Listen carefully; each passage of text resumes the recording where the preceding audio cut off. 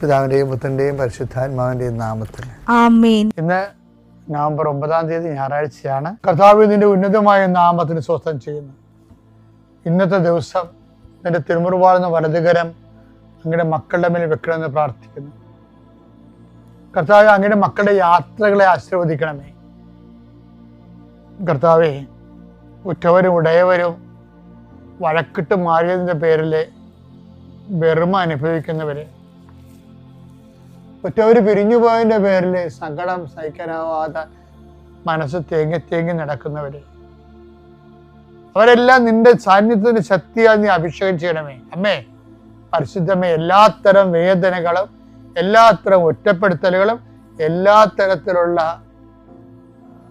വേദന അനുഭവിച്ചിട്ടുള്ള ആളാണമ്മ. അമ്മയെ അതെല്ലാം അതിജീവിക്കാൻ സഹായിച്ച വിഷയത്തിൻ്റെ മേല് ദൈവത്തിൻ്റെ അതേ കൃപ നിങ്ങളെ അനുഗ്രഹിക്കട്ടെ. വിദ്യാർത്ഥികളെ അച്ഛനീശയ്ക്ക് സമർപ്പിക്കുന്നു. നിങ്ങളുടെ പ്രോജക്റ്റുകളെ സമർപ്പിക്കുന്നു. നിങ്ങളുടെ PhD തീസിനെ സമർപ്പിക്കുന്നു. നിങ്ങളുടെ ഓരോരോ പരീക്ഷകളും അതിൻ്റെ അസൈൻമെൻറ്റുകൾ സമർപ്പിക്കുന്നു. എഴുതാൻ കഴിയാത്തവർ, എഴുത്തിടക്ക് നിന്നുപോയവർ, മുന്നോട്ട് പോയിട്ട് ഇത് പഠിച്ചിട്ട് എന്ത് പ്രയോജനമെന്ന് തെറ്റായ ബോധ്യങ്ങൾ നൽകിക്കൊണ്ട് പഠനം നശിപ്പിച്ചിരിക്കുന്നവരുണ്ട്.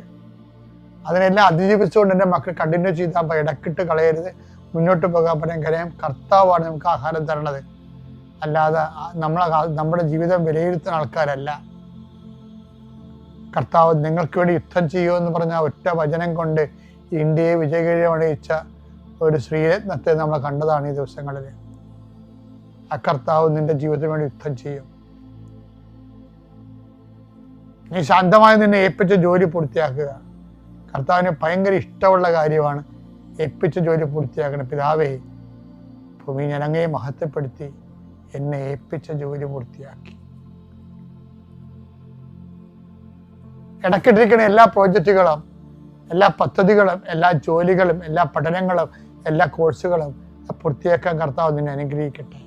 എൻ്റെ കർത്താവിൻ്റെ ഉന്നതമായ നാമത്തിൽ, സഭയുടെ അധികാരത്തിൽ, കുരിശിൻ്റെ അടയാളത്തിൽ സ്ഥാപനങ്ങൾ നടത്തുന്നവർ, സ്ഥാപനങ്ങളുടെ ഉത്തരവാദിത്തങ്ങൾ ഏറ്റെടുത്തിരിക്കുന്നവർ, അവിടെ നിങ്ങൾ നടത്തിക്കൊണ്ട് പോകുന്നതിന് എതിരാളികളുള്ളവർ, അത് ബിസിനസ്സാകാം, സ്കൂളാകാം, ആശുപത്രിയാകാം, മറ്റെന്തെങ്കിലും തരത്തിലുള്ള കാര്യങ്ങളാകാം, എതിരാളി നിങ്ങൾ അകപ്പെടുത്താൻ ആഗ്രഹിക്കുന്നവർ, അവരുടെ കൈയും കാലം നിർവീര്യമാകട്ടെ. ഈശോയുടെ നാമത്തിൽ പ്രാർത്ഥിക്കുന്നു. Lord Jesus Christ, pour out His Spirit, touch the fire fingers, soak with the precious blood. Lord, infuse His spirit of power and grace.